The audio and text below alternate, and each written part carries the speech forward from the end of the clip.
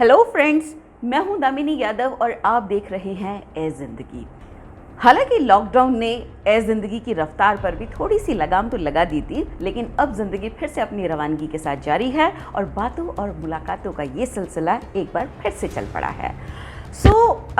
आज जिस टॉपिक पर मैं आपसे बात करने जा रही हूँ, ये ऐसा टॉपिक है जिसे आमतौर पर हम सब ने पति पत्नी का आपसी मामला या किसी के घरेलू मामले में दखल न देने वाली मानसिकता के साथ एक लंबे अरसे से देखा सुना जाना है। जी हाँ, मैं बात कर रही हूँ घरेलू हिंसा यानी कि डोमेस्टिक वायलेंस के बारे में। अच्छा, आपको वो फिल्म याद है थप्पड़, तापसी पन्नू वाली? तो उसमें तापसी पन्नू क्या कहती है? एक थप्पड़ है मगर नहीं मार सकता। और तापसी पन्नू ये भी कहती है कि ठीक है कि एक ही थप्पड़ है, पहला थप्पड़ है, मगर इस बात की क्या गारंटी है कि वो भी आखिरी है, दूसरा नहीं हो सकता। बात में तो दम है। वाकई इस बात की क्या गारंटी हो सकती है कि प्यार तकरार के दरमियान अक्सर जो इस तरह की बातें हो जाती हैं, यानी जिसे हम हिंसा के दायरे में ले आते हैं, तो वो पहली बार हुआ मामला ही आखिरी बार साबित होगा। और पहली बार भी क्यों हो? हालांकि अगर हम अपने देश की बात करें तो यहाँ पर पत्नी या प्रेमिका पर हाथ उठा लेना कोई बहुत बड़ी बात नहीं मानी जाती, लेकिन ये एक ऐसी समस्या है जो पूरी दुनिया को अपनी चपेट में लिए हुए है, क्योंकि वही पुरुषवादी मानसिकता जिसका कहीं कोई समाधान नहीं है। यानी कि आपकी पत्नी या प्रेमिका, उससे कई रूपों में आप ऐसा व्यवहार करते हैं जो कि घरेलू हिंसा यानी डोमेस्टिक वायलेंस के अंतर्गत आती है। तो क्या है ये घरेलू हिंसा, क्या है इसके रूप और क्या है इससे बचने यानी निवारण के उपाय, हम बात करेंगे आज इसके बारे में। क्या है घरेलू हिंसा यानी घरेलू हिंसा के प्रकार? अब इस विषय पर आगे बात करने से पहले जानना ये ज़रूरी है कि वो कौन सा व्यवहार या कौन सा बर्ताव है जिसे हम घरेलू हिंसा के अंतर्गत मानते हैं। अब अगर समझने के लिए हम चाहें तो इसे 4 भागों में विभक्त कर सकते हैं। यानी घरेलू हिंसा मोटे तौर पर 4 तरह की होती है। शारीरिक हिंसा पहली। इस हिंसा के अंतर्गत, जैसा कि नाम से ही जाहिर है, अपने जीवन साथी पर शारीरिक रूप से प्रहार करना, उसे चोट पहुंचाना, जैसे गला दबाने की कोशिश करना, हाथ उठाना, मारना, ये बात घरेलू हिंसा के अंतर्गत शारीरिक तौर पर की गई हिंसा के अंतर्गत आती है। अब इसमें अगर आप किसी को यानी कि अपने जीवन साथी को मारने के लिए किसी चीज़ का भी सहारा लेते हैं तो वो भी इसी हिंसा के अंतर्गत आता है। दूसरा पॉइंट है भावनात्मक तौर पर की गई हिंसा। हालांकि ये सुनने में बड़ा छोटा पॉइंट लगता है कि गुस्सा आया या कोई लड़ाई झगड़ा या कोई तकरार हुई और उसमें आपने कोई बात कह दी तो वो कोई इतना बड़ा इशू नहीं है, लेकिन इशू है। ये ऐसा इशू है जो किसी व्यक्ति की गरिमा और उसके स्वाभिमान तक को ठेस पहुंचाता है। इसलिए भावनात्मक रूप से की गई हिंसा किसी भी व्यक्ति को डिप्रेशन तक का शिकार बना सकती है, इसलिए इसको हल्के में लेना तो ठीक नहीं होगा। इसके अंतर्गत की जाने वाली हिंसा में किसी को बार बार ताने देना, गालियां देना या उसे इस तरह के कटाक्ष करते रहना जो कि उसे चुभते हों, उसे मानसिक रूप से संतरास करते हों, ये सब चीज़ें आ जाती हैं मानसिक रूप से यानी भावनात्मक रूप से की जाने वाली हिंसा के अंतर्गत। साथ ही इसके अंदर ऐसा व्यवहार भी शामिल है जिसमें आप किसी पर कोई शारीरिक आघात तो नहीं करते, लेकिन अपने बर्ताव और अपनी बातचीत से ही बात बात पर उसे जलील करते हैं, उसे ऐसी बातें कहते हैं जो उसे मानसिक रूप से प्रताड़ित करती है। यानी ये है मानसिक रूप से की गई हिंसा। तीसरा पक्ष आता है आर्थिक हिंसा का। हालांकि आज के समय में सभी आत्मनिर्भर हैं, लेकिन यदि जीवन साथी की बात की जाए तो बहुत हद तक महिलाएं अपने पुरुष साथी पर निर्भर करती हैं। अब इसके अंतर्गत अगर आप अपने जीवन साथी को इतना बेबस कर देते हैं आर्थिक रूप से कि वो अपनी छोटी छोटी ज़रूरतें पूरी करने के लिए भी आप पर निर्भर करती है, यानी कि जिसे आम भाषा में हम कह सकते हैं कि पैसे को तरसा देना, अपनी ज़रूरतें पूरी करने के लिए किसी के आगे हाथ फैलाना, तो ये किसी के भी स्वाभिमान को चोटिल करने के लिए या उसे ठेस पहुंचाने के लिए बहुत बड़ा कारण बन सकती है। तो ये मामला आ गया आर्थिक हिंसा के अंतर्गत। अब इससे जो अगला पॉइंट है वो भारतीय समाज में दरअसल बहुत ज़्यादा गंभीरता से आज तक नहीं लिया जाता।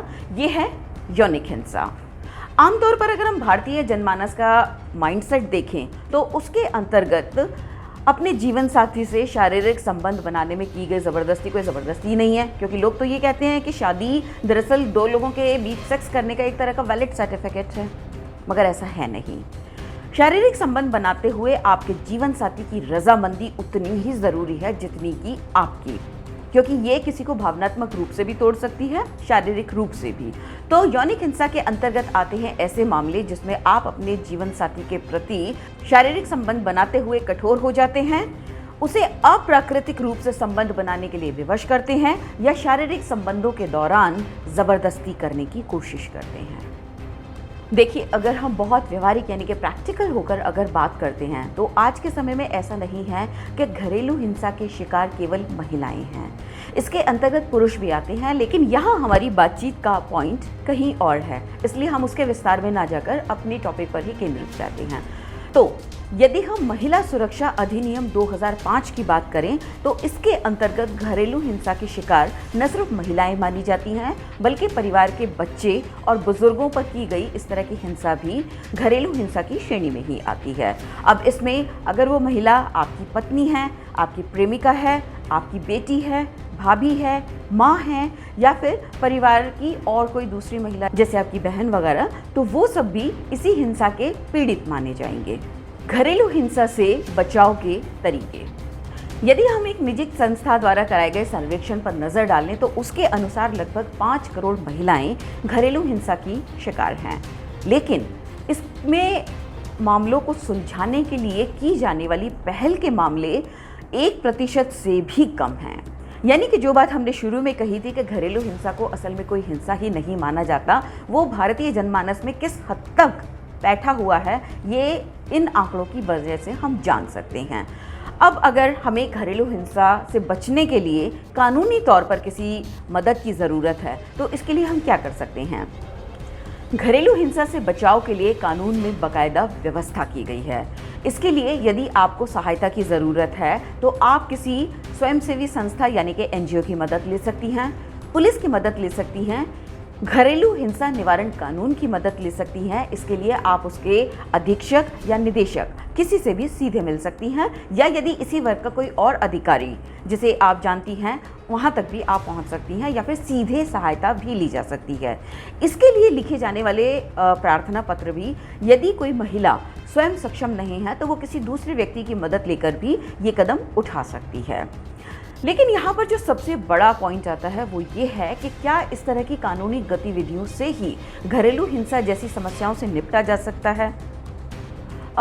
ये मामला शक पैदा करता है, क्योंकि अगर ऐसा होता तो 5 करोड़ जैसी महिलाएं इन आंकड़ों के अंतर्गत नहीं आती। इसके लिए सबसे पहले ज़रूरी है कि समाज अपना माइंडसेट यानी कि मानसिक ढांचे को बदले, जहां बेटी और बेटे में फ़र्क करना बंद किया जाए। स्त्री और पुरुष समानता की बात सिर्फ किताबों में या मतलब कागजी जुमलों में ना हो, बल्कि इसे असल ज़िंदगी में भी उतारा जाए। संपत्ति में, जो कि पारिवारिक संपत्ति है, उसमें घर की महिलाओं की भी उतनी ही भागीदारी हो जितनी कि पुरुष सदस्यों की। और इसके अलावा जुल्म को मुंह बंद रख के सहना, ये भी अपने आप में एक तरह का जुल्म है। इस तरह की सीख अपने परिवार की बच्चियों को शुरू से ही देना ना भूलें। कानून में तो यहाँ तक व्यवस्था है कि यदि इस तरह के मामले प्रकाश में आते हैं तो उसको 60 दिन के अंदर निपटा लेना ज़रूरी है। लेकिन अब इस मामले में अगर हम व्यवहारिक धरातल पर देखें यानी कि प्रैक्टिकल होकर सोचें तो पहली सुनवाई शुरू होने में ही महीनों निकल जाते हैं। इसलिए ज़रूरी है कि समाज पहले अपना नज़रिया बदले। कानून तो अपना काम करता ही है। समाज में बहुत ज़रूरत है स्त्री और पुरुष दोनों की समान सहभागिता की। ये समाज दोनों से मिलकर बना है और दोनों से मिलकर ही आगे चलता है। इसमें प्यार की गुंजाइश तो हो सकती है मगर मार की नहीं। इसलिए ज़रूरी है कि समाज में कोई भी बदलाव लाने से पहले या फिर घरेलू हिंसा जैसी चीज़ों को रोकने के लिए शुरुआत हम अपने घर से करें। इसी तरह के वीडियो सबसे पहले पाने के लिए आप हमारे चैनल को सब्सक्राइब करना ना भूलें। बेल आइकन बटन ज़रूर दबाएं। साथ ही कमेंट करके आप हमें ये भी बताएं कि इस कार्यक्रम में बेहतरी के लिए हम और क्या कर सकते हैं। साथ ही आप और किन टॉपिक्स पर जानकारी चाहते हैं।